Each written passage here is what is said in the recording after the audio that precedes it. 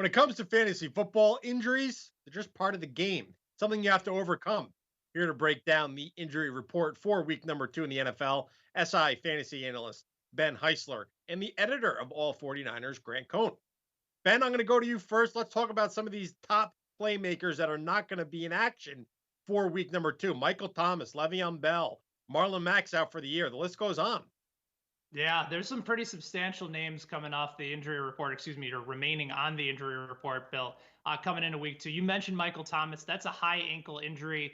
Initially, the diagnosis was that he might maybe miss a week, but it's proved to be a little bit more serious. So watch out for names like Emmanuel Sanders, Traquan Smith to have to take over the duties in New Orleans. We're going to talk about San Francisco in a little bit. We're still trying to get the status on Brandon Ayuk. George Kittle also may miss some time as well. And then you mentioned Le'Veon Bell. I know that he's been not necessarily the top name in the fantasy community as far as positivity goes with him and all the back and forth that he's had with him and head coach Adam Gase. But now Le'Veon Bell on injured reserve. Adam Gase, their head coach, talked about how he immediately regretted the decision to put him in the second half. So some major names, and you can actually find all those names over on Sports Illustrated by going to si.com/fantasy and looking for our injury report.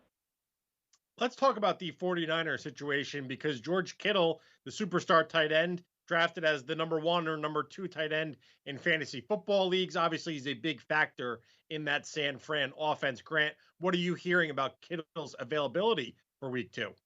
Well, two things. He has a sprained knee and he's going to gut it out and play. That doesn't mean the knee isn't sprained. It means they need him. They're 0-1. They can't afford to be 0-2. Debo Samuel's on IR, and the offense would really struggle without both him and Kittle. Now, just because Kittle's going to play doesn't mean he's going to have a big impact, but he'll at least force the defense to account for him. He'll probably draw the best player in coverage and give other players better matchups. But will he be a decoy? Will he have any impact as a blocker? I'm not sure.